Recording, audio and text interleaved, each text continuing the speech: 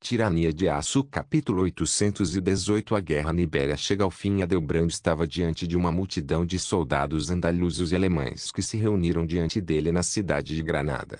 Fazia anos desde que ele assumiu o comando do teatro ibérico e a cada passo do caminho ele encontrou resistência. No entanto, após anos de conflito brutal, a guerra finalmente chegou ao fim. Por isso, Adelbrand estava realizando uma grande cerimônia em Granada, anunciando a vitória total e prestando homenagem aos veteranos da guerra.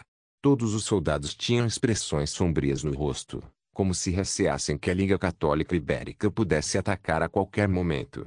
Embora soubessem que a resistência havia sido derrubada com sucesso, em grande parte devido à pura brutalidade do rei Xisgarde, eles ainda estavam paranoicos com o ataque inimigo. Até Adelbrand parecia bastante exausto ao contemplar suas forças com o mesmo olhar de miojadas que todos tinham.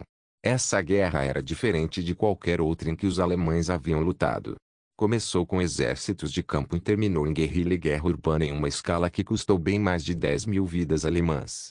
Quanto ao custo de vidas andaluzas e católicas, isso estava na casa dos milhões. Como o homem que assumira plena autoridade sobre as operações de combate na Península Ibérica e que liderava esses esforços há anos, Adelbrand era talvez o mais cansado de todos. No entanto, ele fez o possível para não deixar essa fadiga de batalha transparecer em seu rosto enquanto anunciava com ousadia o fim da guerra que durou quase uma década. Estamos aqui hoje para celebrar o fim de uma guerra que reivindicou inúmeras mentiras após sua destruição. Eu mesmo estou aqui diante de todos vocês em pura descrença nesta ocasião monumental, pois, como muitos de vocês, eu tenho envolvidos neste conflito há vários anos. Acho que devo começar do começo. Quase uma década atrás, o homem que hoje é conhecido como Kaiser Berengar von Kufstein prometeu seu apoio ao pequeno estado de Granada. Um ato que enfureceu o papado e toda a Europa. A razão pela qual esta ação causou tanta indignação foi porque o Emirado de Granada foi o último vestígio do domínio muçulmano na Península Ibérica. A reconquista vinha acontecendo há séculos e, como resultado, o outrora dominante Estado muçulmano de Al-Andalus foi reduzido a um pequeno emirado no sul da península. Os católicos, às vésperas de sua suposta vitória, enfrentavam agora uma nova ameaça na região. O Kaiser, em sua infinita sabedoria, despachou um velho amigo meu, o Marechal de Campo Arnulf von Terceira, para a Península Ibérica para que ele pudesse apoiar o antigo sultão de Granada em seus esforços para manter suas fronteiras. Foi quando começou a guerra que todos nós experimentamos. Não é surpresa que os reinos católicos tenham sido ameaçados por isso e, eventualmente, marcharam para as fronteiras de Granada, onde ficaram chocados ao enfrentar uma resistência tão feroz das forças combinadas de Granada e Alemanha. A guerra continuou por algum tempo sob o controle de meu antecessor, onde as vitórias foram obtidas e as perdas sofridas por ambos os lados. Eventualmente, a União Ibérica foi formada e, como resultado, fui enviado para a Ibéria com a intenção de apoiar Arnulfo e sua campanha. Batalhas foram travadas, e até o próprio Kaiser se juntou a nós no campo de batalha, junto com seus aliados bizantinos. Com a vitória sobre os reinos ibéricos, conseguimos assegurar uma paz temporária com o Tratado da Aquitânia. Uma que nos permitiu anexar Portugal e declarar-nos um verdadeiro sultanato. No entanto, embora o povo de Granada pudesse respirar facilmente, os soldados não tiveram esse luxo. Em vez disso, eles foram forçados a lutar em Portugal contra senhores da guerra, déspotas e fanáticos. Essa rebelião interna foi travada por anos até que os espanhóis se unificaram em um único reino e nos declararam guerra, na tentativa de apreender nossas minas de salitre. O resultado foi uma vitória decisiva da Andaluzia em uma única batalha. No entanto, isso ainda não acabou com o derramamento de sangue. Em vez disso, o papado apoiou os fanáticos religiosos com armas e suprimentos para continuar sua luta contra a Andaluzia e a Alemanha. Depois de anos canalizando homens e recursos para a Península Ibérica e várias tentativas de paz, o Kaiser finalmente se cansou da rebelião e despachou o rei Xisgarde para acabar com a resistência católica de uma vez por todas. O rei Xisgarde, junto com seus aliados andaluzes, varreu todas as cidades e vilas, matando todos os insurgentes que encontraram. Enquanto isso, agentes da coroa trabalhavam nas sombras para capturar e interrogar terroristas católicos para que pudessem aprender mais sobre como a sombria Liga Católica Ibérica operava. No entanto, apesar de nossas melhores tentativas, A guerra continuou, e não foi até o julgamento do Kaiser pelo fogo, onde Deus no céu julgou o papado culpado de seus crimes, que o espírito de resistência entre os católicos ibéricos finalmente quebrou. Desde então, os poucos redutos restantes foram rapidamente despachados para a vida após a morte. Agora, depois de levar o último terrorista conhecido à justiça há apenas alguns dias, o Adelbrand von Salzburg, o regente da Iberia, declara o fim da guerra. Deste dia em diante, cristãos e muçulmanos viverão lado a lado dentro do sultanato de Al-Andalus sem medo de discriminação. Desejo também anunciar a formação da Igreja Ibérica Reformista, que renasceu das cinzas da tirania do papado. Juntos, o sultão e seu governo trabalharão em conjunto com a Igreja Reformista e o Império Alemão para garantir uma nova era de prosperidade. Depois de dizer isso, Adelbrand saudou os soldados, que retribuíram o gesto e gritaram os gritos de guerra em sua linguagem individual. Gott mit uns. Allahu Akbar. Adelbrand rapidamente desceu do palco com uma expressão cansada no rosto. Embora ele tenha feito algumas afirmações ousadas, a realidade era que ele tinha muito trabalho a fazer se quisesse trazer qualquer aparência de ordem e modernização ao sultanato de Al-Andalus. A guerra de quase 10 anos devastou as cidades e incendiou a maioria dos campos dentro da Península Ibérica. Seria um esforço longo e difícil para restaurar a paz que uma vez existiu na região. Mesmo com os dons tecnológicos que Al-Andalus recebeu do Reich, levaria anos até que Iberia pudesse sobreviver por conta própria, sem o apoio constante da Alemanha. No entanto, Berengário havia confiado em Adelbrand para construir Iberia em uma região próspera que seu filho Gazi poderia herdar e expandir. Se o Kaiser confiasse nele com tal posição, então Adelbrand certamente cumpriria sua missão com o melhor de suas habilidades.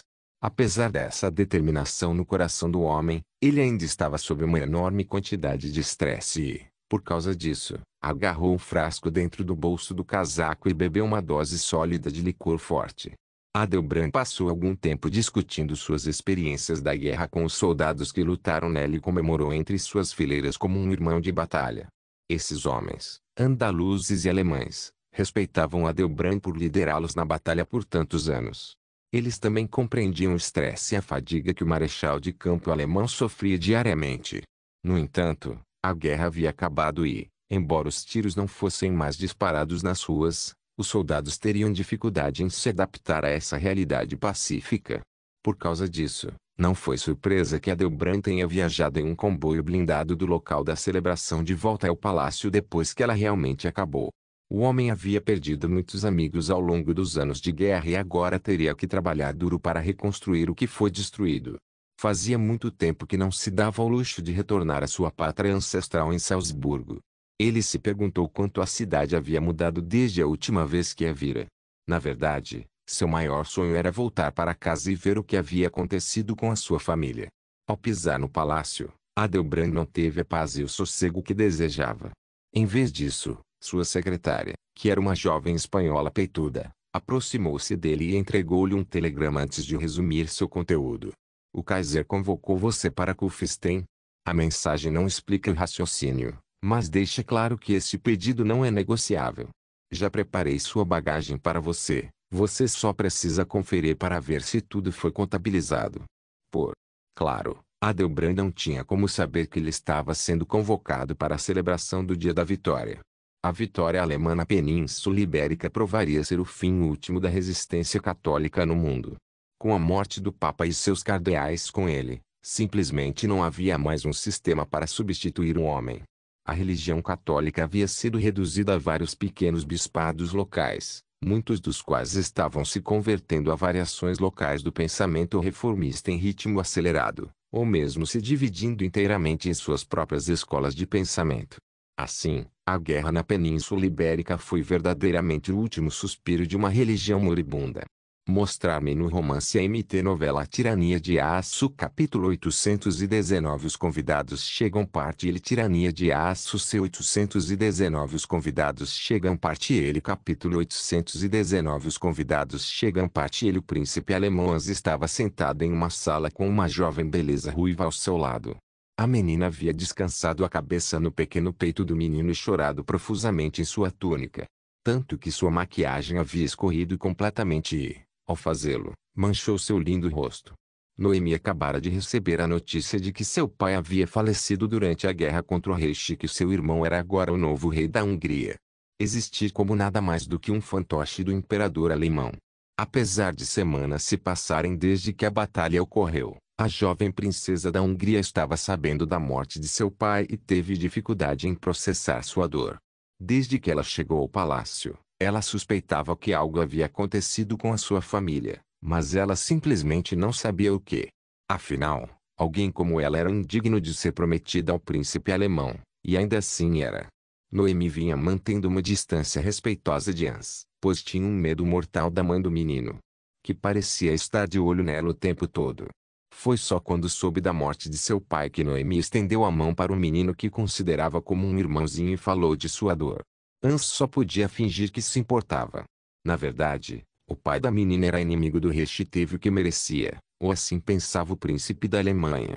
Embora ele nunca discutisse esses pontos de vista em voz alta, pelo menos não para a garota que estava sofrendo. Hoje foi um dia importante. Por causa das próximas celebrações do Dia da Vitória, Berengário tinha saído e convidado todos os monarcas da Europa, Norte da África e Oriente Próximo para virem visitar Kufstein. Eles e suas famílias seriam todos abrigados sob o mesmo teto, e esse era o do Kaiser. Afinal, seu palácio era realmente grande o suficiente para receber tantos convidados. No entanto, às vésperas dessa ocasião monumental, Noemi descobriu a verdade e, ao fazê-lo, não estava em condições de cumprimentar os convidados. Em vez disso, ela saiu correndo com Hans e chorou até dormir. Foi só depois que a garota realmente entrou na terra dos sonhos que Hans suspirou de alívio e a deixou. Hans saiu do quarto da menina onde foi imediatamente apanhado pela mãe, que tinha ido procurá-lo. Lindy estava radiante como sempre, mas seu lindo rosto estava cheio da expressão de uma mãe repreendedora, que não hesitava em expressar suas opiniões ao filho errante. Onde diabos você esteve, Hans? Seu noivo chegará a qualquer momento. Você deve vir comigo rapidamente. Não posso deixar você ausente de saudar o anfitrião do rei Kalmar. O anjo de cabelos loiros avermelhados rapidamente agarrou o pulso de seu filho mais velho e o levou para o salão principal, onde Berengário estava sentado em seu trono enquanto aguardava a chegada de um de seus convidados mais importantes. Toda a sua família estava alinhada e esperando pacientemente. Todos, exceto 3 da família real, estavam presentes. Além de Lindy e Hans, Henrietta estava visivelmente ausente. Isso porque ela estava grávida, e visivelmente assim. Para ela, participar dessas festividades levantaria questões que seria melhor não serem feitas. Assim, ela foi confinada à sala do harém durante toda a visita dos outros monarcas. A penthouse no topo do palácio só era acessível por Berengar e seus amantes, e estava sob constante guarda por membros do Reichsguard. Quanto a Lindy e Hans, a mãe e o filho entraram rapidamente na sala, o que fez Berengário sorrir e acenar com a cabeça, satisfeito. Ele estava começando a ficar preocupado que Hans tivesse se esquivado de suas responsabilidades reais, mas parecia que sua mãe o havia encontrado e lembrado ao menino de seu lugar. Isso não significava que ele ficaria calado sobre este assunto, e assim Berengar rapidamente repreendeu o filho mais velho na frente de toda a família. Hans, se sua mãe não tivesse encontrado você, eu teria ficado furioso. Afinal, meus planos para o futuro da União Kalmar dependem de você e sua noiva para se dar bem. Não cumprimentá-la quando ela chegar seria um enorme esforço. Sinal de desrespeito. Agora seja um bom menino e fique atento até eu apresentar vocês dois. Hans pôde apenas suspirar e acenar com a cabeça em silêncio onde tomou seu lugar. Lindy, por outro lado, aproximou-se de Berengar e ficou do seu lado esquerdo.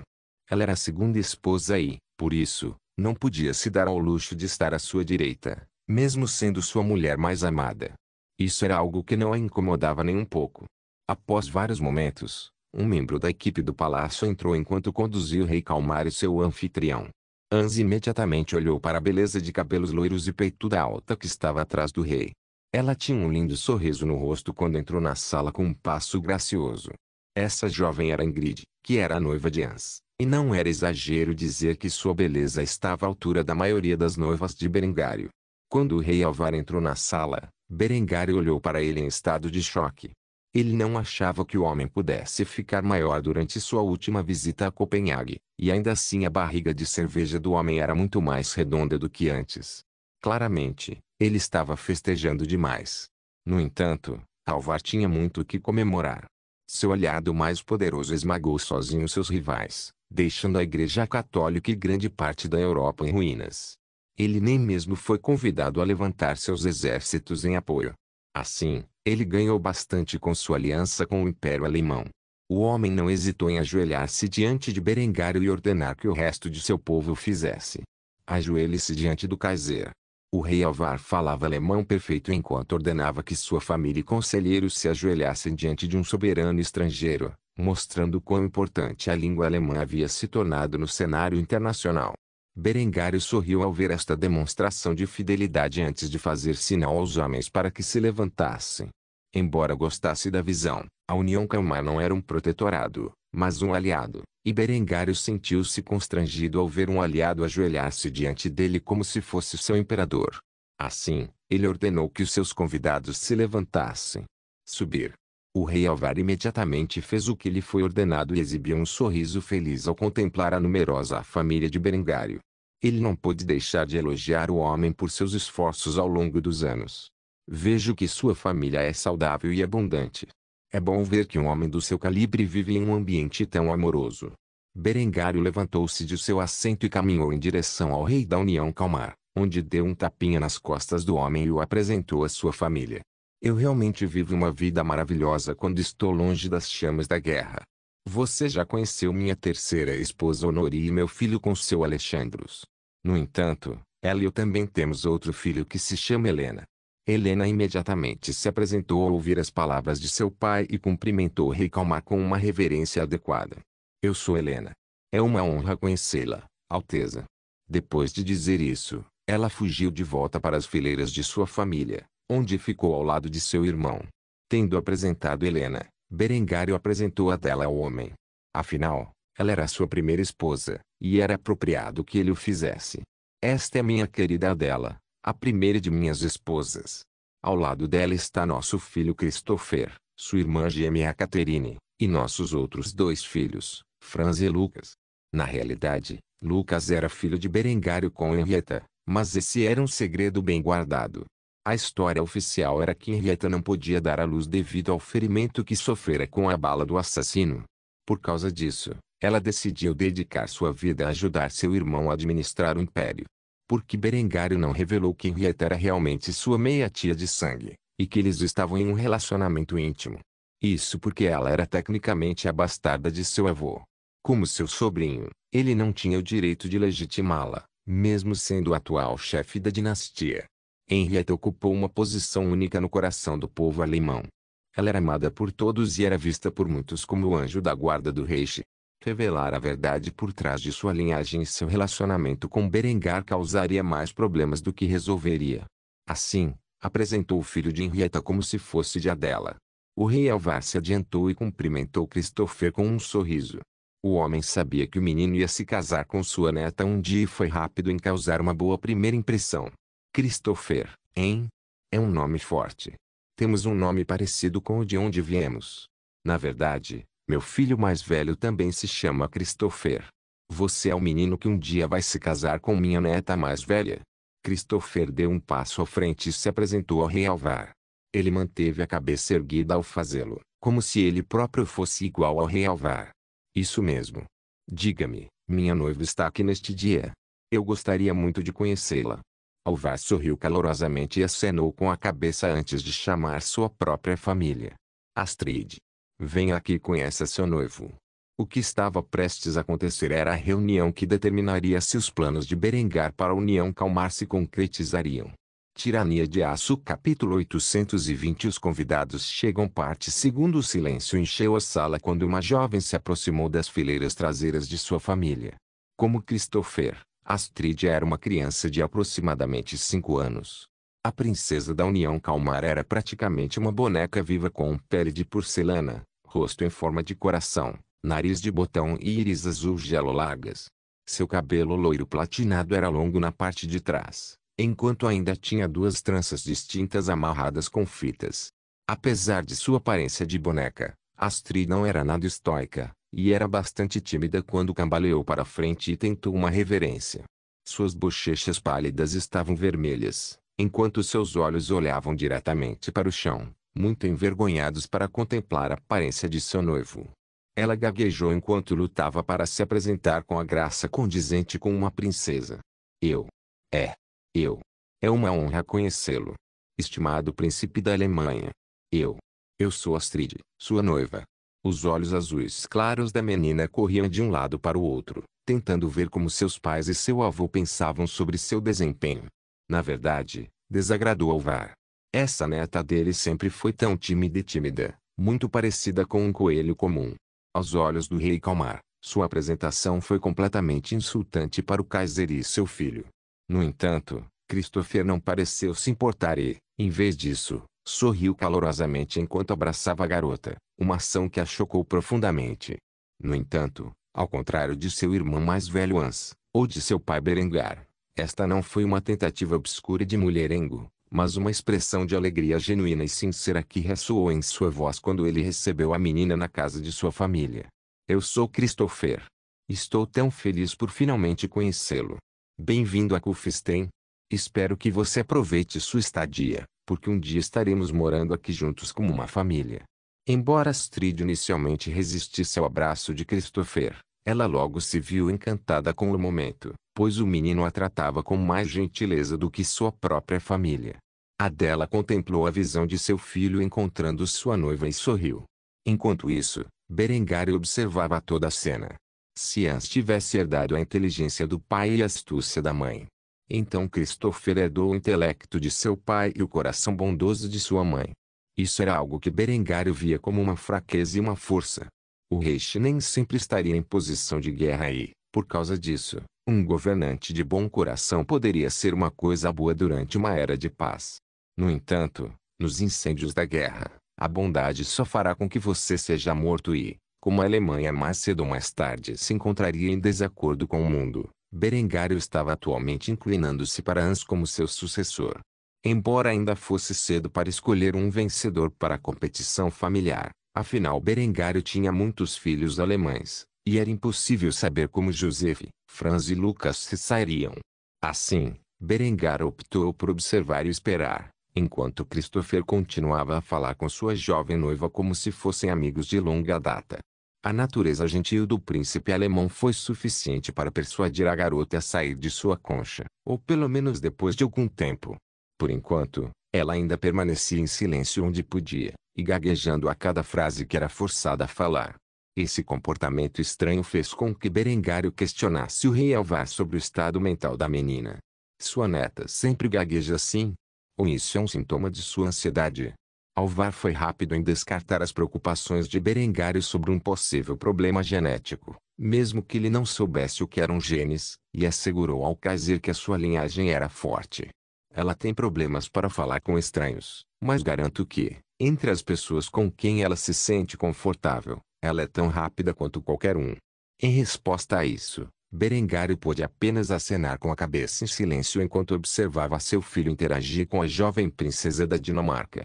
A União Kalmar não era uma entidade política unificada, mas sim uma união de vários reinos, cada um governado por sua própria família real, que atualmente era presidida pelo rei da Dinamarca. Após vários momentos de reflexão, Berengar continuou as apresentações de seus familiares. Por fim, Berengar parou em Linde, que exibia um belo sorriso enquanto fazia uma reverência diante do rei Kalmar. Berengar exibia um sorriso orgulhoso quando ela apresentou sua esposa favorita ao seu convidado do norte. Esta é minha segunda esposa, Linde. Sem ela, eu não seria nada. Berengar estava exagerando um pouco, mas não muito. Embora muito do sucesso de Berengar se devesse à sua elevada inteligência e ao seu conhecimento do futuro. Na verdade, Linde foi responsável de muitas maneiras por sua rápida ascensão ao poder. Seus dons de intriga eram incomparáveis no cenário mundial, e ele não estaria vivo hoje sem seus esforços. Linde tinha um comportamento gracioso ao cumprimentar o rei Kalmar. Embora suas palavras fossem gentis, seus olhos eram os de um falcão, que passou totalmente despercebido por Alvar. Rei Alvar, é um prazer finalmente conhecê-lo. Ouvi tanto sobre você. Mais de um membro da Reichsguard estremeceu ao ouvir a última parte da saudação da Kaiserin. Poucas pessoas fora da inteligência imperial sabiam que Lind era a espiã que controlava o Reich com sua teia de intrigas. Aqueles que o fizeram estavam cientes de quão aterrorizantes eram as palavras "eu ouvi tanto sobre você". Eram quando saíam dos lábios deliciosos dessa sedutora ruiva. O rei Alvar ignorava esta realidade e simplesmente sorriu e acenou com a cabeça, permitindo que Berengário passasse para seu filho Hans, que ele estava prestes a apresentar quando Ingrid saiu correndo de seu lugar e abraçou o menino com força enquanto enfiava a cabeça em seu busto substancial. Essa ação pegou todos desprevenidos, incluindo Hans, que imediatamente desconfiou das intenções da mulher. "Você deve ser o príncipe Hans. Eu pude localizá-lo imediatamente. Seu pai é tão bonito, e a beleza de sua mãe é verdadeiramente em um mundo próprio. Não é nenhuma surpresa que você mesmo seja um menino muito bonito. Oh, onde estão minhas maneiras? Eu sou Ingrid, sua noiva." Depois de dizer isso, a jovem lançou um olhar para Verônica, que olhou chocada.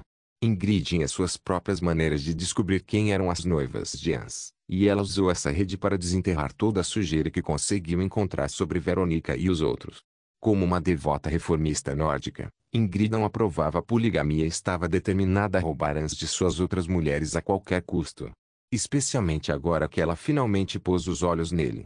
Desde o momento em que Ingrid viu Hans pela primeira vez, ela sabia que ele seria um homem incrivelmente bonito quando finalmente crescesse. O primeiro passo em seu plano mestre era fazer com que Hans se apaixonasse por ela enquanto ainda era menino. Ela imaginou que tinha muitos anos para influenciar o príncipe alemão como bem entendesse antes mesmo de ele começar a se interessar por garotas. Infelizmente para ela, o cérebro de Hans se desenvolveu muito mais rápido do que a maioria dos meninos, e ele já estava bem ciente do sexo oposto. Assim, quando ela enfiou a cabeça em seu decote, ele ficou cada vez mais confuso. Ele finalmente empurrou a jovem para longe antes que sua mãe pudesse interferir e recuperou seu comportamento calmo. A última coisa que ele precisava era que Lind ficasse zangada com as ações escandalosas dessa prostituta. Com um olhar frio como pedra no rosto, Hans se apresentou a Ingrid. "Princesa Ingrid, eu sou Hans von Kufstein. É um prazer finalmente conhecê-la." Surpreendeu Ingrid ver como Hans estava calmo. Ela pensou que, no mínimo, suas ações excessivamente afetuosas o irritariam. Na realidade, o príncipe alemão estava incrivelmente perturbado com o que acabara de acontecer, mas ele era um ator magistral e podia facilmente mascarar suas emoções intensificadas com uma fachada estoica. Essa percepção de falta de cuidado fez com que a garota fizesse beicinho, especialmente quando viu a Verônica mais jovem zombar dela com desdém. Verônica conhecia Hans o suficiente para saber quando ele estava atuando, mas o fato de Ingrid não notar como o menino realmente se sentia era uma prova simples de que a mulher estava fora de si. Ingrid esperava que Hans fosse uma mera criança, quando, na realidade, sua mente superava a dela por uma grande margem. Hans percebeu essa breve troca de olhares entre suas cadelas e imediatamente entendeu qual era a intenção de Ingrid. Ela estava reivindicando seu direito sobre ele, como se este fosse um relacionamento monogâmico e suas outras noivas fossem meras garotas secundárias. No entanto, Hans ficaria preso em um destino tão horrível. Ele havia observado por anos como as esposas de seu pai competiam por seu favor, e ele havia aprendido muito sobre a arte de manipular as mulheres. Se Ingrid pensava que ia entrar na casa dele e levá-lo para si mesma, ela estava louca. Hans nem precisou olhar para a mãe para saber que a mulher estava lançando adagas para Ingrid. Ele só podia suspirar em derrota pelo fato de que seus pais eram tão superprotetores com ele. Berengário contemplou a cena embaraçosa de Ingrid tentando intimidar seus rivais e riu. Um breve pensamento apareceu em sua mente antes de continuar as apresentações de sua família. "Meu menino está crescendo para ser um verdadeiro homem de cultura." Tirania de Aço Capítulo 821 O reino da França se submete ao Reich. Na semana seguinte, a família de Berengário conheceu bastante bem a família real dinamarquesa. Durante esse período, mais e mais convidados de todo o Reich e da Europa começaram a visitar Kufstein e prestar seus respeitos ao Kaiser. Muitos deles foram alojados no Palácio Real durante a sua estadia. O último rei a chegar foi aquele que Berengário não esperava realmente aparecer. Se não, simplesmente por causa de quão mal ele havia sido tratado no passado. Rei Elbri chegou com seus irmãos a tiracolo. Ele não apenas tinha sua irmã Sibela ao seu lado, mas também seus irmãos mais novos. Quando Berengário olhou para a família real da França, não pôde deixar de se perguntar se a semente do antigo rei era inerentemente falha. Aubry era um homem apenas de nome. Apesar de ser um homem adulto, ele era tão feminino que fazia a maioria das mulheres parecerem feias. Provavelmente não havia nenhum grama de testosterona no corpo do rei francês. Sibila, por outro lado, era uma beldade de segunda categoria que tinha um parafuso solto na cabeça. Tendências violentas e psicopáticas atormentaram a mulher por toda sua vida e agora, graças ao seu tratamento nos campos de trabalho alemães, ela sofria de TEPT grave. Certamente os outros irmãos de Aubry não seriam tão defeituosos. Ou assim pensara Berengário. No entanto, levou um olhar para o homem perceber que a família real francesa estava realmente amaldiçoada. Seja qual for o motivo, os dois irmãos de Aubry eram a personificação de seus traços de caráter dominantes. Um desses irmãos era um covarde ganancioso e, como seria de esperar, tinha a aparência de um rato. Não tanto em seus atributos faciais, pois ele era no mínimo levemente atraente, mas mais ainda na maneira como ele se movia e falava. Não poderia ser explicado tão facilmente além do fato de que ele apenas emitia a vibração geral de um rato. O outro irmão de Aubry era um barril redondo de banha, como se desde o dia em que nasceu não tivesse feito nada além de comer e sentar-se de bunda. Era realmente notável que um homem nesta era feudal pudesse ser tão gordo. A partir do momento em que este homem entrou no palácio alemão, ele puxou arduamente uma cadeira e sentou-se em frente à mesa de lanches que foi posta para saudar os monarcas estrangeiros e suas famílias. Desde então, ele não fez nada além de enfiar a cara com as iguarias que Berengário havia preparado para todos. Só de olhar para o homem devorando doces, Berengário sentiu como se fosse contrair diabetes. Os franceses tiveram uma posição única nesta cerimônia. Eles já haviam sido parceiros comerciais da Alemanha, mas também desempenharam um papel de liderança nas sanções econômicas contra o Reich, bem como na cruzada contra o Império Bizantino. No entanto, ao contrário de todas as outras nações derrotadas da Europa, eles não pegaram em armas contra a Alemanha e permaneceram neutros durante o breve, mas sangrento conflito. Eles teriam feito isso se seu exército fosse realmente capaz de tal façanha. Ninguém estava negando isso, mas ao permanecer neutra, a França se saiu melhor do que seus antigos aliados e até se tornou o último bastião do catolicismo na Europa, onde o clero local fez algumas tentativas vãs de preservar o pouco que restava de sua religião. O rei Aubry ficou um pouco nervoso com a reunião na Alemanha e ficou com muito medo de Berengário. A última vez que se encontraram, ele tentou seduzir o homem, e teve resultados terríveis. Não só isso, mas o Kaiser havia aprisionado impiedosamente sua irmã por um ano por simplesmente falar fora de hora, onde coisas indescritíveis haviam acontecido com a pobre mulher. Se isso não bastasse, Berengário havia demolido completamente o ex-amante de Aubry e rival duque Renaud de Borgonha. Mesmo agora, o rei francês não tinha ideia de onde estava o corpo do homem. Foi por esta razão que durante o café da manhã que estava sendo oferecido a todos os monarcas da Europa, Aubry se ajoelhou no chão o mais baixo possível, sentindo aqui, pressionando a cabeça no chão, ele seria capaz de ganhar alguma redenção nas mãos de Berengário. Olhos. Até Berengário teve que admitir que ver Aubry em uma posição tão submissa era um pouco excitante. O rei francês estava travestido como de costume e parecia mais bonito do que sua irmã, que olhava chocada para as ações vergonhosas de seu irmão. Em uma voz hiperfeminina, Aubry jurou lealdade a Berengário e ao Reich, uma ação que ele não estava sendo obrigado a fazer em virtude de ser um ator neutro. Ó grande Kaiser, Berengar von Kufstein, por favor, tenha piedade do meu reino mesquinho e permita-me que o rei Aubry de Valois jure minha lealdade eterna e a de minha dinastia a você e seus filhos. Prometo que enquanto minha família reinar, o reino da França existirá para servir você e seus desejos, sob a condição de que seu império haja como nosso protetor benevolente. Tanto Berengar quanto Linde reagiram com surpresa quando ouviram o rei francês dizer essas palavras, não apenas os dois, mas todos no salão. No entanto, para o Kaiser e sua adorável esposa, esse ato de submissão atrapalhou seus planos. Berengar e Linde há muito conspiravam para balcanizar a França e destruir sua unidade cultural. Para Berengário, este foi um ato de vingança por Versalhes. Desde que a França fez tudo ao seu alcance em sua vida passada para dividir o povo alemão e roubar suas terras. Berengário pretendia fazer o mesmo com eles nesta vida. Não foi bom o suficiente para os franceses encontrarem seu lugar natural de joelhos, servindo seus mestres alemães. Para Berengário, isso era motivo de orgulho. A Alemanha precisava ser vingada pelas perdas que sofreu após a queda da monarquia e pelo experimento fracassado que foi o Terceiro Reich. Assim, foi uma surpresa para todos quando ele rejeitou o pedido do rei Albrecht cuspindo nele. Você realmente acredita que seu reino patético é digno de ser subserviente ao Reich? Você trouxe sua queda sobre si mesmo, e agora você deve enfrentar as consequências de suas ações e as de seus antepassados. Você, como rei da França, está aqui em Kufstein para testemunhar uma nova era de prosperidade, da qual você e seu reino serão excluídos. Aproveite a sua estadia no meu palácio, porque eu prometo que estes serão os últimos dias de paz que você verá em sua vida miserável.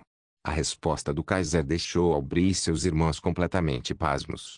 Mas como eles poderiam entender a raiva de um homem cuja pátria lhe foi tirada antes mesmo de ele nascer? A família de quem foi forçada a fugir das ruínas em chamas da maior civilização que a Terra já viu? Cuja herança foi cuspida e denunciada pelo mundo por causa das ações de um governo sucessor. Um que foi construído sobre o ódio que o povo alemão tinha por Versalhes. Para Berengário, a França era culpada pelo estado lamentável em que a Alemanha se tornara em sua vida passada. Um sucessor espiritual da fracassada República de Weimar, tão degenerado e fraco quanto seu antecessor. A Alemanha havia se tornado uma sombra da antiga glória da nação, cujo único sentimento de orgulho vinha de sua economia robusta. Nesta vida, Berengário criou um verdadeiro Estado-nação. Uma que tinha um senso comum de herança e cultura. Uma nação que era totalmente autossuficiente e capaz de proteger suas fronteiras sem intervenção estrangeira. Isso não era algo que pudesse ser dito sobre a Alemanha de sua vida passada, pelo menos não em seus últimos dias, e para Berengário, essa era a humilhação final, especialmente quando se considerava o poder e o prestígio que a nação alemã já teve como Kaiser Reich. Apesar da bronca não provocada que Albrecht havia sofrido, ninguém na sala se atreveu a falar em nome da França. A razão para isso era óbvia. Berengar era o homem mais poderoso da Europa, talvez do mundo inteiro. Ele havia acabado de passar os últimos meses esmagando os exércitos das nações presentes para esta cerimônia e matando seus monarcas anteriores. No entanto, talvez um fator igualmente importante fosse o simples fato de que os homens e mulheres nesta sala eram todos cristãos, muitos dos quais eram firmes em suas crenças religiosas, que é a principal razão pela qual esta guerra foi travada para começar. Por causa disso, todos eles tinham um sentimento de desdém por Albrecht e seu personagem fora de lugar. Por que se incomodar em provocar o Kaiser quando eles já odiavam o homem por suas preferências sexuais? Assim, a França ofereceu submissão ao Reich e foi completamente rejeitada. Embora eles não soubessem o que Berengar havia planejado para eles, os delegados franceses estavam com profundo medo depois das palavras finais que Berengário lhes dissera.